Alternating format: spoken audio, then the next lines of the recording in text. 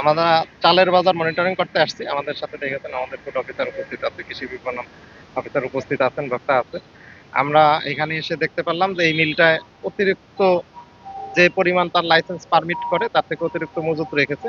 আমরা সেটি যে বিধান রয়েছে ৩ দিনের মধ্যে ডিসপোজাল করার কথা সেই নির্দেশনা দিয়েছি এবং একই সাথে সতর্কতামূলক হিসেবে তাকে জরিমানা করা হয়েছে। এবং আরো অন্যান্য মিলগুলি আমরা পরীক্ষা করে দেখেছি। কারো মিলে আমরা দেখতে পেয়েছি যে তাদের উৎপাদনের তারিখ অথবা নিট ওজন এগুলি বস্তার গায়ে লেবেল লাগানো অথবা লিখা নেই। এটি লিখার নির্দেশনা দেওয়া হয়েছে এবং তাদেরকেও সতর্কতামূলক হিসেবে জরিমানা করা হয়েছে এবং আমাদের এই অভিযান অব্যাহত থাকবে।